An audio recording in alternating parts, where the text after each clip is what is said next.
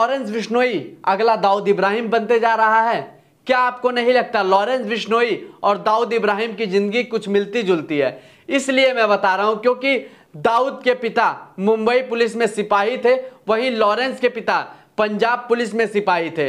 अब समाज का एक तबका लॉरेंस बिश्नोई को हीरो की तरह देख रहा है, वहीं समाज का एक तबका लॉरेंस बिश्नोई को एक गैंगस्टर की तौर पे देख रहा है। वहीं जिस तरीके से दाऊद इब्राहिम को समाज का एक तबका हीरो की तरह देखता था, एक तबका आतंकवादी की तरह देखता था, इसी तरीके से अब लॉरेंस बिश्नोई को समाज देखने लगा है।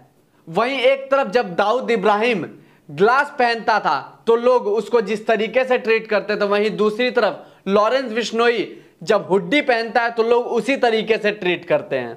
दोनों ने जुर्म की दुनिया की शुरुआत मजबूरी में की थी, लेकिन अब लॉरेंस बिश्नोई का ये शौक बन चुका है।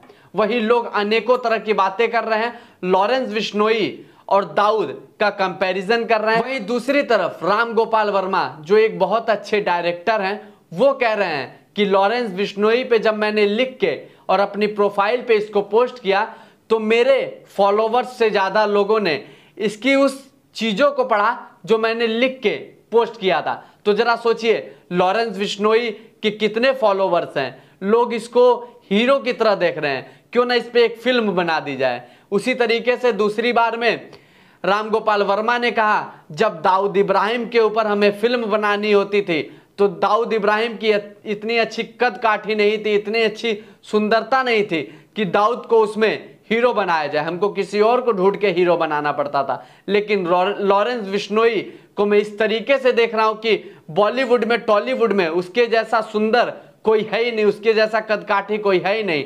अगर इसको लेकर हम फिल्म बना दें तो फिल्म कितनी हाई जाएगी वो तो हमें भी नहीं पता। लॉरेंस बिश्नोई फिलहाल गुजरात की साबरमती जेल में बंद है। सिद्दीकी की हत्या के मामले में पुलिस ने 6 आरोपियों को गिरफ्तार करके उन सभी को जेल में भेज दिया है। लॉरेंस अब क्राइम की दुनिया का वो नाम बन चुका है जो कुछ सालों में हाई प्रोफाइल मर्डर में शामिल रहा है। हैरान करने वाली बात यह है कि इन हत्याओं की साजिश जेल में रची गई है। सुपारी के लिए शूटर्स को हायर किया गया है और वारदात को अंजाम दिया गया है। बाबा सिद्दीकी की हत्या की प्लानिंग भी पटियाला जेल में हुई। वहां लॉरेंस बिश्नोई गैंग के गुर्गे मोहम्मद जिशान अख्तर को बाबा सिद्दीकी की हत्या की जिम्मेदारी दी थी। जिशान अख्तर जून में ही जेल से बाहर आ गया था। पंजाब के फजलिका जिले के दुतरावली गांव में जन्मा लॉरेंस बिश्नोई आज देश का बड़ा गैंगस्टर बन चुका है। उसकी तुलना अंडरवर्ल्ड डॉन दाऊद इब्राहिम तक से होने लगी है। एनआईए की चार्जशीट में पता चला है कि लॉरेंस और उसके सिंडिकेट भी ठीक उसी तरीके से फैले हैं। 90 के दशक में दाऊद इब्राहिम का नेटवर्क फैला था।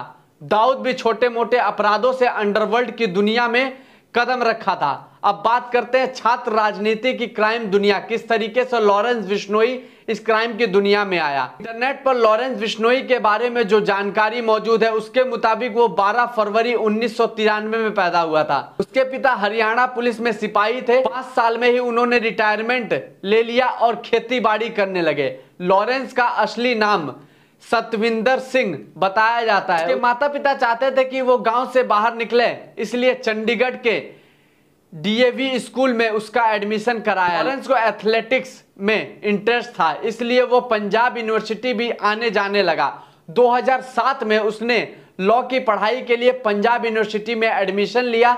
द हिंदू की रिपोर्ट्स के मुताबिक 2008 में पंजाब यूनिवर्सिटी में छात्र संघ के चुनाव में लॉरेंस का दोस्त रॉबिन ब्राड खड़ा हुआ।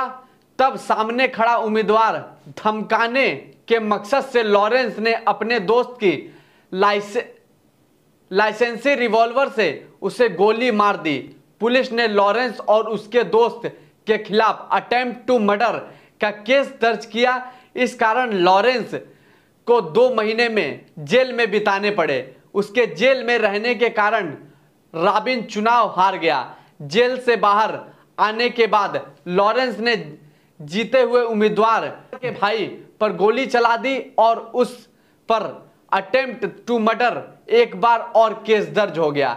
जेल में रहते हुए वो कई अपराधों में शामिल और यही क्राइम की दुनिया में उसका एंट्री हुई। पहला मर्डर जो उसने किया था उसकी मैं बात बताता हूं आपसे। जेल से बाहर आने के बाद लॉरेंस छात्र राजनीति से सक्रिय हो गया। 2010 में उस कॉलेज के अध्यक्ष पद का चुनाव लड़ा लेकिन हार गया। इस हार का बदला लेने के लिए लॉरेंस और उसके दोस्त ने जीते हुए उम्मीदवार के हाथ पैर तोड़ दिए।